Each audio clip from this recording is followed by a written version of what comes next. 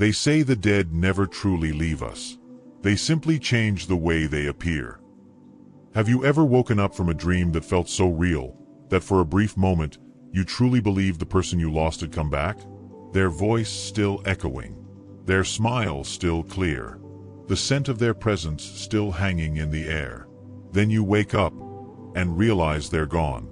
But why do we dream of the dead? Is it just memory replaying itself, or is something far deeper happening inside our minds? Or maybe beyond them?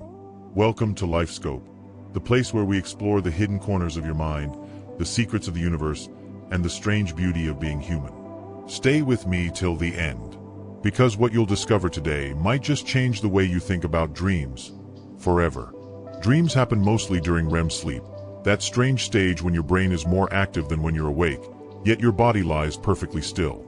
According to research from Harvard Medical School, the brain during REM sleep works like a creative workshop, blending emotions, memories, and imagination into one vivid story. But here's where it gets fascinating. When we dream of the dead, we're not just remembering them, we're interacting with the emotional memory of them. A 2014 study from the University of Milan found that more than half of people have dreamed of a deceased loved one at least once. And in most of those dreams, the feeling wasn't fear, it was peace. Strange, isn't it? The person is gone, yet the mind turns grief into calm and pain into presence. Why does that happen? Because the human brain is wired to heal. And dreams might be one of its most mysterious ways to do that. Psychologists even have a name for it: grief dreams. According to Dr. Joshua Black, a grief researcher from Brock University, these dreams aren't random. They're a form of emotional processing, your brain helping you say goodbye, or perhaps hello again. Sometimes, the dream feels like closure. The loved one appears, speaks gently, brings comfort. Other times, they're silent or distant, maybe even upset. But what if those emotions reflect not the dead, but the living? Maybe you're still holding guilt.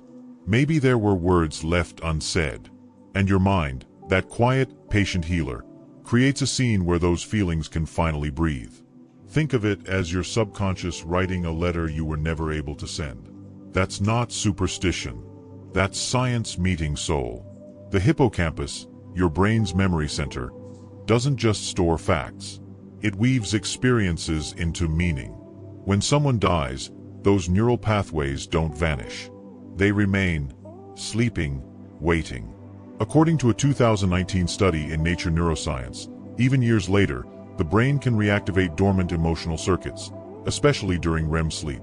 So when you see your grandmother smiling again, or your late friend laughing beside you, your brain might literally be replaying old neural music, a song that once played in your everyday life. And somehow, that song still lingers. But what if it's not just the brain replaying signals? What if something deeper connects us beyond death? Across cultures and centuries, people have believed that dreams are bridges between worlds. The ancient Egyptians called them whispers of the afterlife. In Japanese culture, dreaming of the dead means the spirit has come to visit, to offer guidance, or to say goodbye. And among the Yoruba of West Africa, dreams of ancestors are seen as blessings, connections to wisdom beyond the physical world. Science can't confirm these beliefs, but it doesn't completely deny them either. Dr. Stanley Krippner, a psychologist who studied dream phenomena for over 40 years, once said, "Dreams remain one of the last natural frontiers between the known and the unknown." So I'll ask you this: when you see the dead in your dreams, are you remembering them? Or are they remembering you? Here's what's truly fascinating. These dreams happen everywhere, across every culture and continent. A 2021 study in the journal Dreaming analyzed thousands of dream reports from across the globe, from the United States to India, from Nigeria to Japan. Despite vast cultural differences, people describe these dreams almost the same way. The dead appear healthy. They speak little. And their presence feels real, sometimes even more real than waking life. How can minds so different paint the same picture? It's almost as if humanity shares one subconscious blueprint for love and loss. Maybe death doesn't end connection. Maybe it simply changes the channel. But there's something even more mysterious. Some people claim these dreams bring warnings, messages, or closure, even predictions. In 2018, Researchers at the University of Arizona studied people who reported visitation dreams. Nearly 70% said those dreams brought them comfort or insight about unresolved issues. One woman dreamed her late husband told her where to find missing documents. Days later, she found them, exactly where he said they'd be. Coincidence? Maybe. Or maybe there's more to the mind than we can currently measure. Modern neuroscience offers another perspective. Dreaming helps us process emotion. Dr. Matthew Walker, author of Why We Sleep, explains that REM dreams act like overnight therapy, replaying emotional experiences while softening their sting. So perhaps these dreams aren't messages from beyond, but messages from within. Your brain might simply be whispering, "It's okay. You can let go now." But even if that's true, it doesn't make them any less real. Because reality isn't always physical. Sometimes, it's emotional.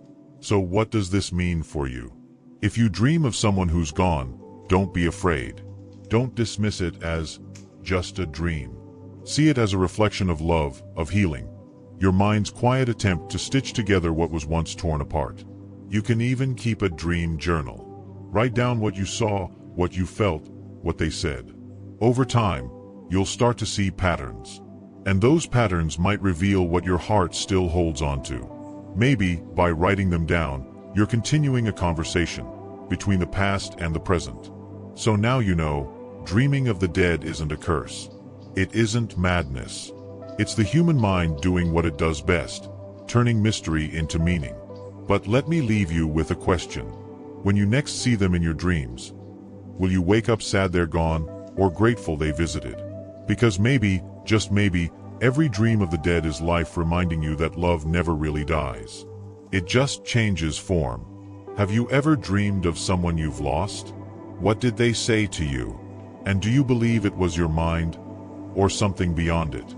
If this story touched you, like this video, share it with someone who needs to hear it, and subscribe for more journeys through the strange, the scientific, and the soulful.